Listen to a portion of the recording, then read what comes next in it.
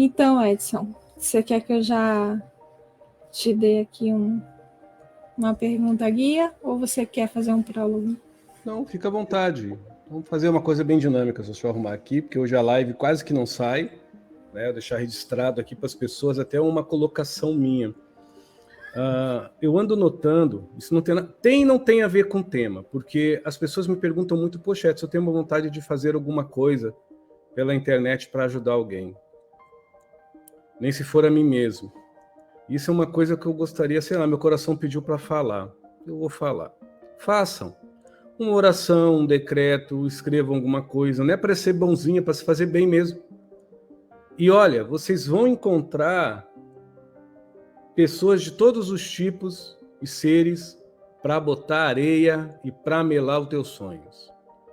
É uma coisa impressionante o quanto a gente nota, observa e aparece pessoas, e a maioria delas não são pessoas ignorantes, mas que ignoram profundamente a ignorância do outro, a dor do outro, porque ser ignorante eu também sou.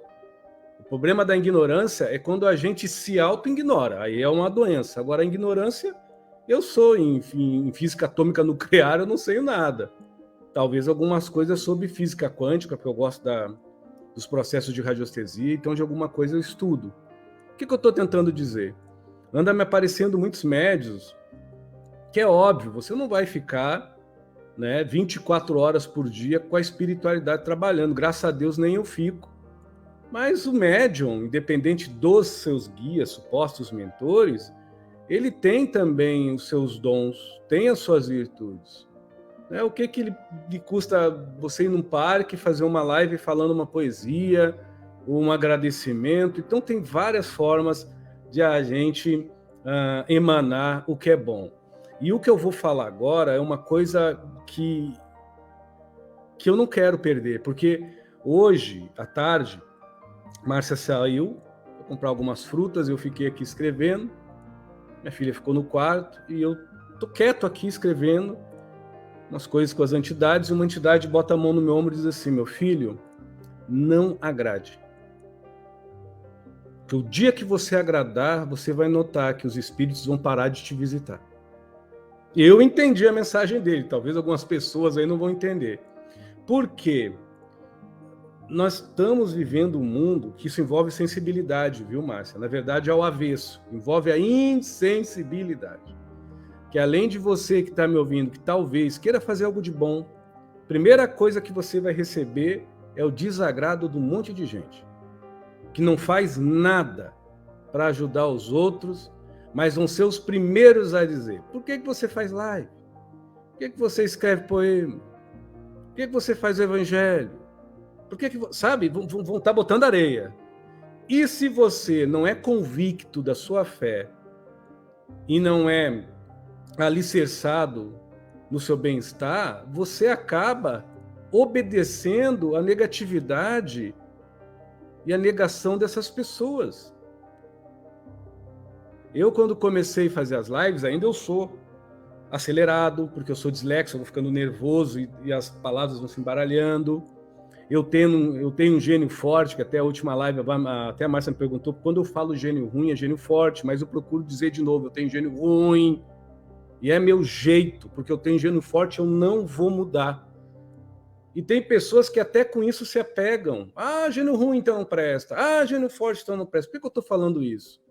Porque hoje eu tive a prova viva como médium, que se você, tendo o gênio que for, o temperamento que for, falando manso, bonitinho, calmo, ou agitado como Edson Rosa, mas se Deus opera no teu coração e a tua intenção é boa, joga duro, como diz o Salvador, aqui em Salvador, e vai em frente.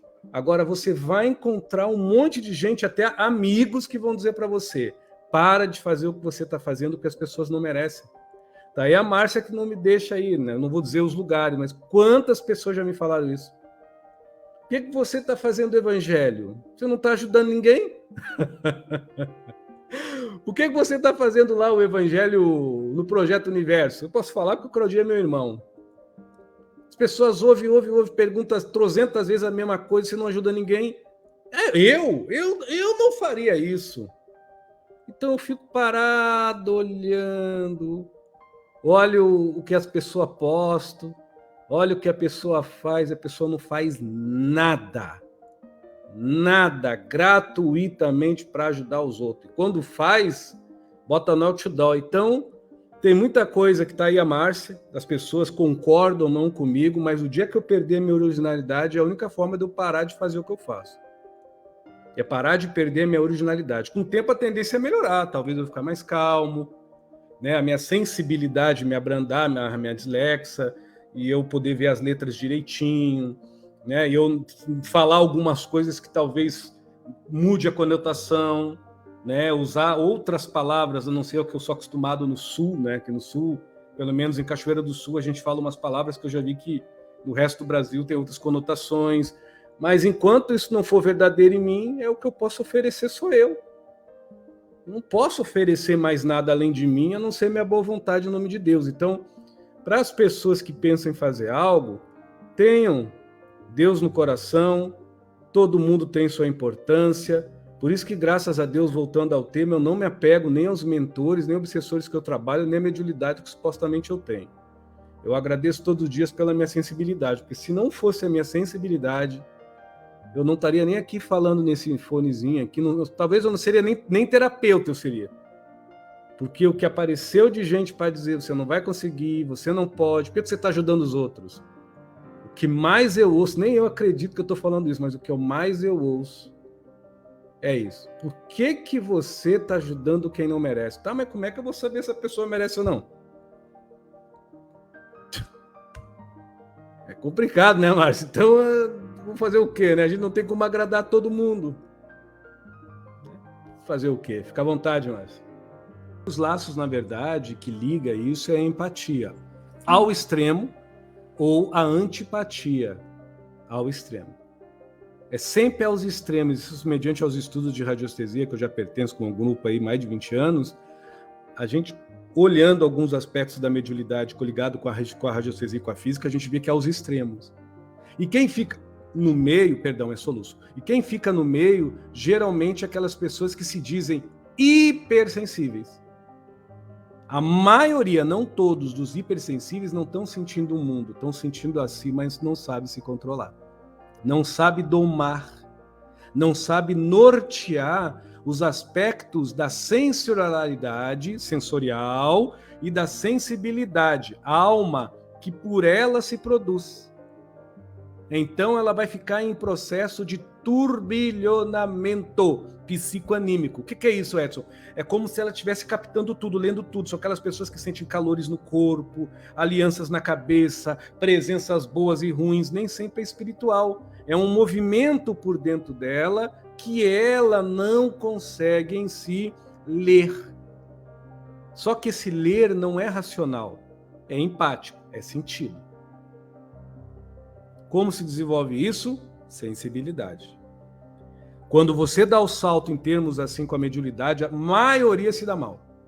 Desiste. Por quê? Porque enquanto não tinha a incorporação obrigatória, para quem vive o que eu estou falando, ou o manifesto ordenado, ela sentia tudo, era até desarmônica, mas sentia. No momento que entrou num lugar e obrigar a trabalhar com fulano, com cicrano, psicografar Silano e Cicrano, reordenar passe, aquela coisa toda, parece que isso vai amortecendo e vai racionalizando. É bom? Por um lado, sim.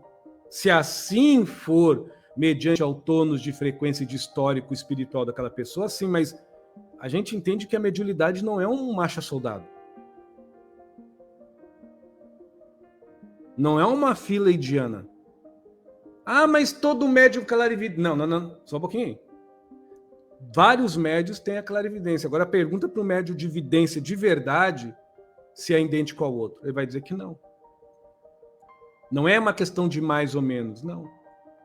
Quando a gente fazia lá em Porto Alegre, numa casa que eu não vou dizer o nome, porque eu não pedi permissão e eu respeito, eles são espíritas, então não vou.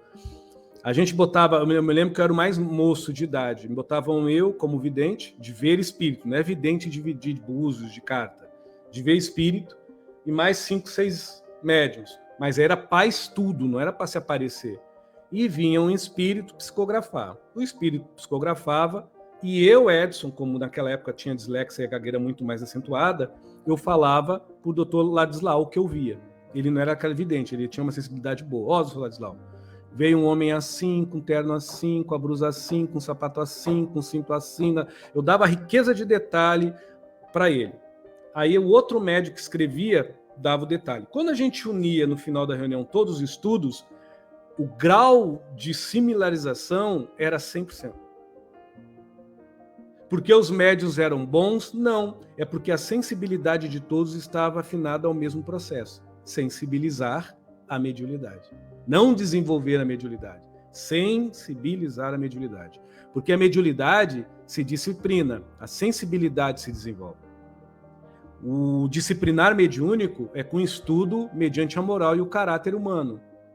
A disciplina da sensibilidade é a brandura, é a paz, é o refinar da ética e da integridade humana. Enquanto uma mostra, toma o que eu estou dando, a outra representa Deus. Olha o que eu nutro. Somos incríveis, gente. Nós, seres humanos, nós somos incríveis. Olha só, isso que Edson falou, pega isso aí, olha. É importante para que você consiga ter essa eclosão e perceber que você está navegando, né, nesse patamar, nessa vibração, ter um estado íntimo pacificado. Então, intimamente, você está ali falando, eu estou preparado, eu estou disponível, eu estou aqui, como posso ajudar? Meu coração está aberto, eu estou em empatia, eu estou em estado de empatia. Eu estou observando sem julgar.